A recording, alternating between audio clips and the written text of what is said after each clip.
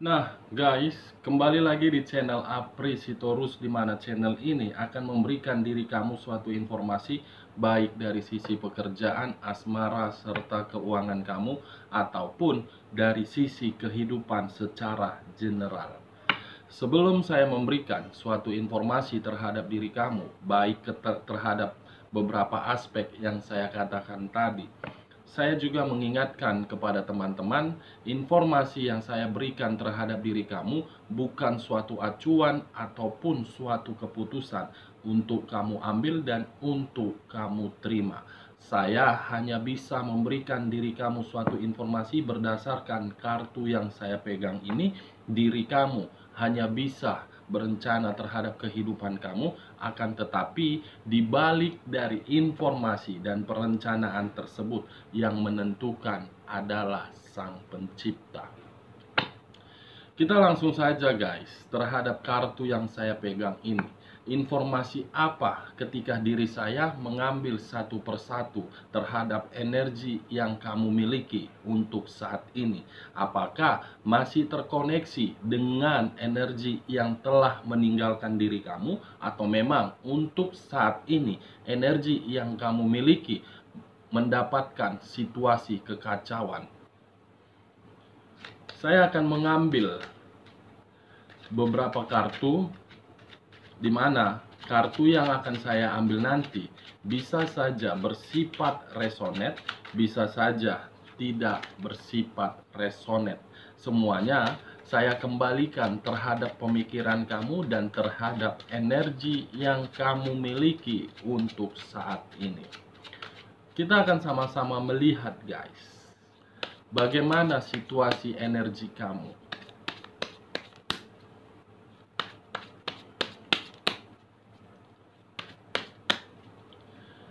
Kartu pertama terhadap energi yang kamu miliki untuk saat ini. Muncul kartu ini. Di mana kemunculan kartu yang saya pegang ini seakan-akan berbicara terhadap energi kamu, baik dari sisi perasaan ataupun dari sisi pemikiran. Saya melihat ada situasi diri kamu sedang menerima suatu permasalahan di sini. Dimana ketika permasalahan ini kamu terima dan kamu hadapi, membuat suatu kekacauan terhadap diri kamu, membuat pemikiran kamu semakin hari semakin lama berantakan.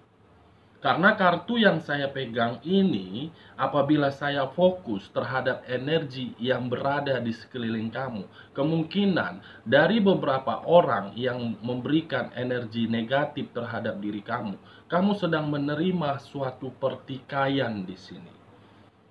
Kalau saya mengkaitkan terhadap hubungan asmara kamu, baik secara LDR ataupun baik secara hubungan rumah tangga ataupun baik secara di dalam pekerjaan, bisa saja untuk saat ini energi yang kamu berikan terhadap diri saya seakan-akan energi tersebut apakah sedang ingin melakukan suatu introspeksi diri, atau memang diri kamu ingin menenangkan.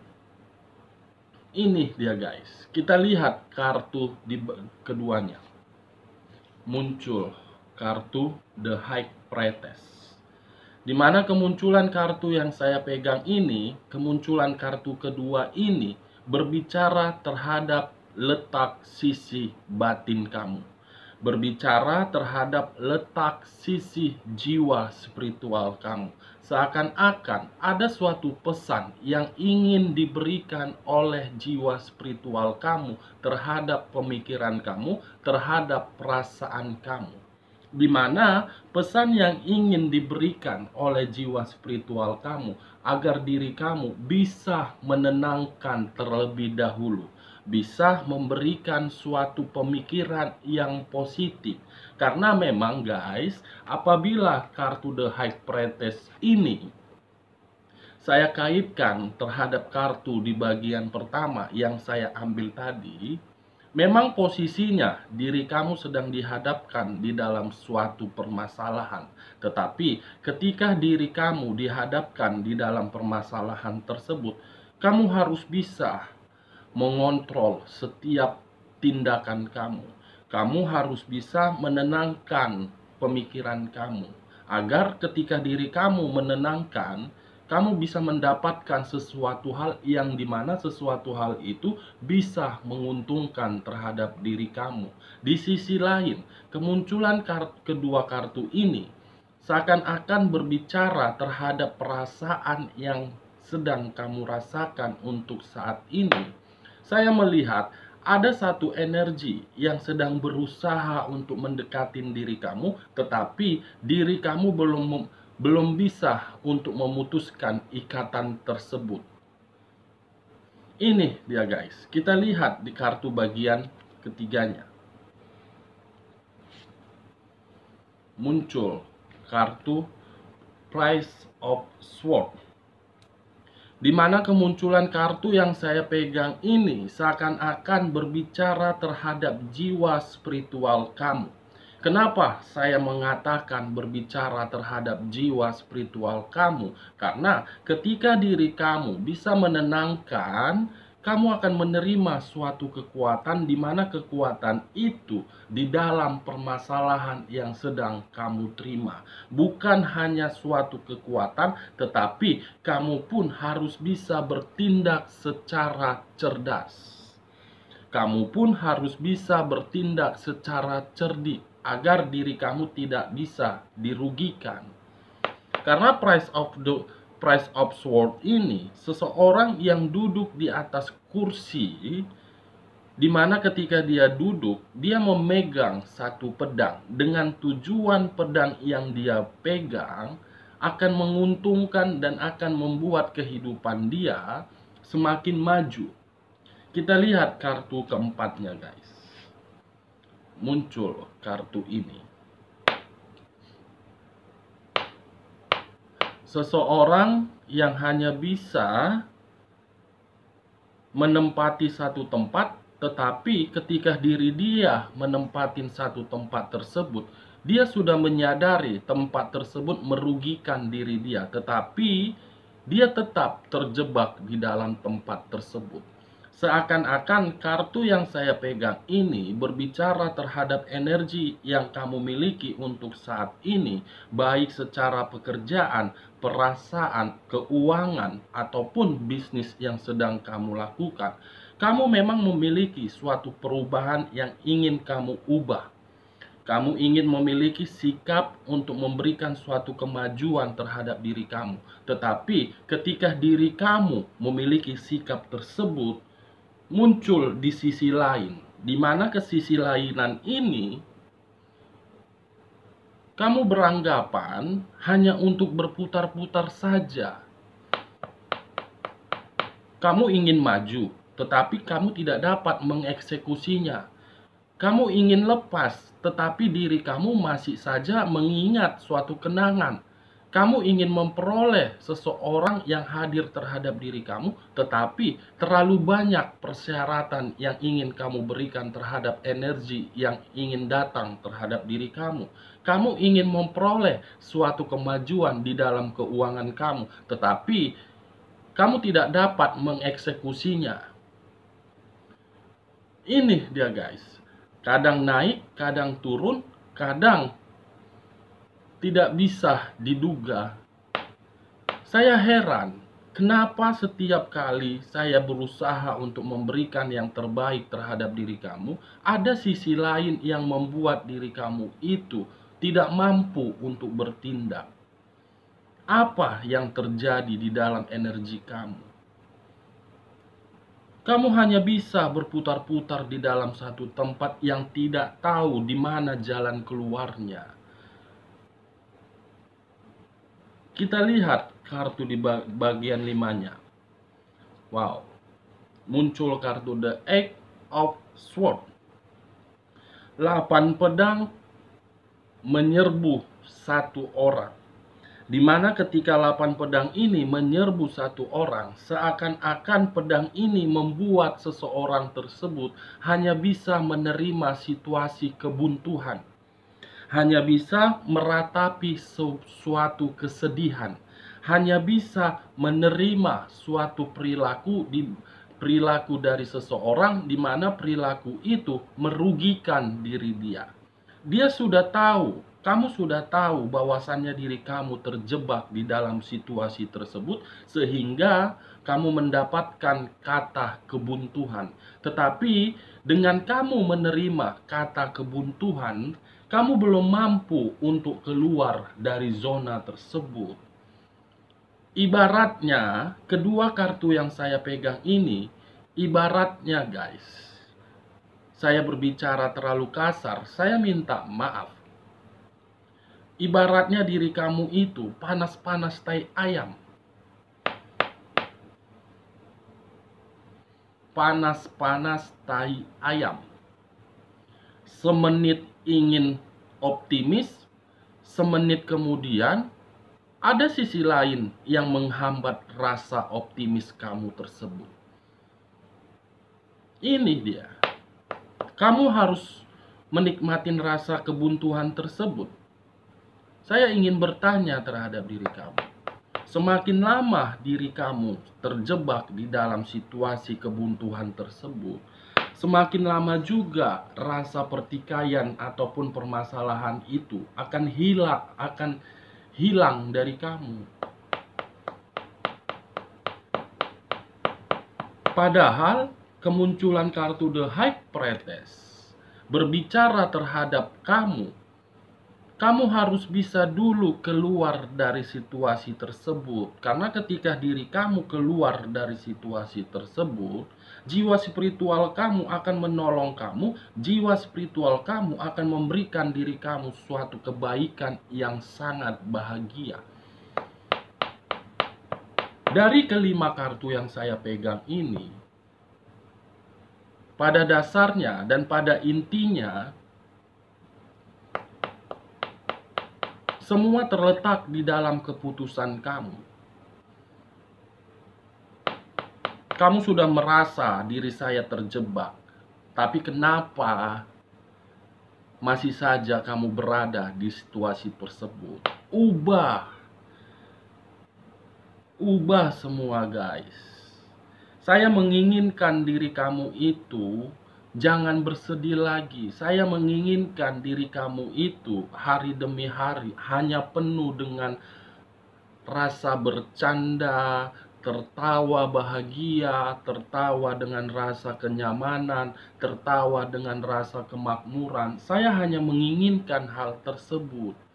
Saya tidak mau menginginkan teman-teman itu berada di dalam situasi yang benar-benar membuat suatu kekacauan. Kalau memang diri kamu memiliki pasangan yang menurut diri kamu sudah melakukan suatu pengkhianatan ataupun sudah melakukan suatu kelicikan, sekali, dua kali, tiga kali kamu memaafkan, tetapi kesekian kali masih saja dia melakukan seperti itu, ambil tindakan, komunikasikan terhadap diri dia. Begitu juga terhadap dunia pekerjaan kamu. Kalau seandainya diri kamu berada di dalam suatu pekerjaan yang kamu rasakan suatu tertekan, saya paham, saya mengerti. Di balik dari diri kamu merasa tertekan, kamu memiliki tanggung jawab dan memiliki suatu kebutuhan. Tetapi bukan berarti diri kamu itu harus bisa menerima rasa tekanan tersebut. Ini dia guys, kita lihat kartu ke-6-nya. Muncul kartu Nine of Coins. Kartu ke-6 sangat positif terhadap energi kamu. Yang dimana kemunculan kartu ke-6 ini, Nine of Swords, suatu kebahagiaan, suatu kemakmuran, dan suatu kenyamanan dari sisi materi. Ibaratnya kemunculan kartu keenam ini apabila diri kamu memperbaiki dan mengubah situasi kamu untuk memperoleh suatu kebahagiaan, itu semua berasal dari materi kamu. Apabila materi kamu sudah stabil, kemungkinan perasaan kamu pun akan stabil juga. Ini dia guys, 9 koin. Kalau saya menarik dari kata 9 dari unsur Feng Shui,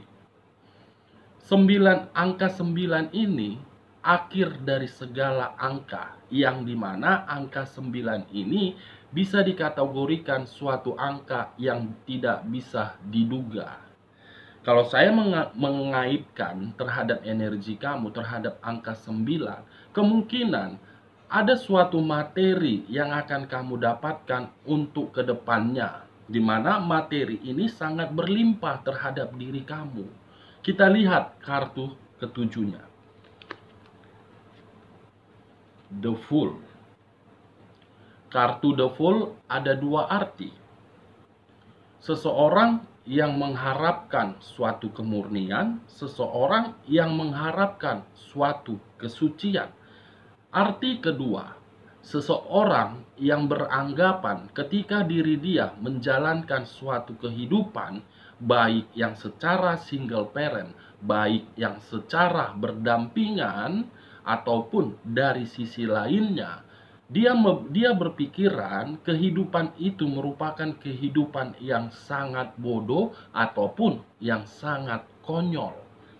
Kalau saya menarik dari arti kedua, arti pertama, yang dimana seseorang yang mengharapkan suatu kesucian ataupun suatu kemurnian, kemungkinan diri kamu akan mendapatkannya apabila diri kamu tidak berputar-putar di dalam satu tempat tersebut.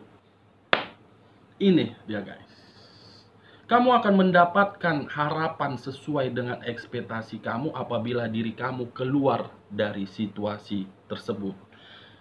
Ketika diri kamu keluar, 9 koin ini akan kamu raih. Tetapi ketika diri saya menarik terhadap arti kedua, yang dimana seseorang beranggapan kehidupan yang dia jalankan merupakan suatu kehidupan yang sangat bodoh karena memang diri dia masih terjebak di dalam situasi tersebut. Masih terjebak. Terjebak dalam arti rasa sakit hati, terjebak dalam arti kepahitan, terjebak dalam arti kelicikan, terjebak dalam arti pengkhianatan. Bisa saja di sisi lain dia terjebak dan berpikiran bodoh terhadap kehidupan dia karena memang dia tidak mau bangkit, dia tidak mau move on dari kehidupan di masa lalunya. Kita lihat kartu terakhir di bagian ke-8-nya. Wow. Six of Cups. Kartu yang berbicara mengenai kenangan di masa lalu. Apakah ini faktor yang membuat diri kamu tidak bisa mengubah kehidupan kamu menjadi maju? Apakah diri kamu masih menyimpan suatu kenangan di mana kenangan ini bisa saja kenangan manis atau memang kenangan yang pahit? Dari unsur kenangan inilah yang membuat diri kamu hanya bisa berputar-putar. Berputar-putar, ibaratnya diri kamu saya tempatkan di dalam satu gelas, yang dimana di gelas tersebut ada airnya. Dengan sangat gampang saya aduk-aduk air yang di dalam gelasnya. Begitu juga kenangan tersebut. Begitu kenangan itu saya aduk-aduk, kamu belum bisa keluar dari kenangan tersebut. Di sisi lain, kemunculan kartu Six of Cups ini berbicara terhadap perasaan kamu. Kamu belum bisa menerima seseorang yang telah pergi meninggalkan diri kamu dan dia lebih bahagia terhadap pihak lain. Kamu belum bisa move on dari situasi tersebut. Oke guys, dari beberapa kartu Yang saya ambil ini, saya menarik satu kesimpulan yang sangat positif terhadap energi kamu. Cukup kartu The Fool. Kamu akan mendapatkan suatu kemurnian, kamu akan mendapatkan suatu kesucian, di mana kemurnian ataupun kesucian tersebut berupa materi apabila diri kamu keluar dari situasi tersebut. Oke guys, sekian dulu informasinya. Salam kartu tarot, salam zodiak.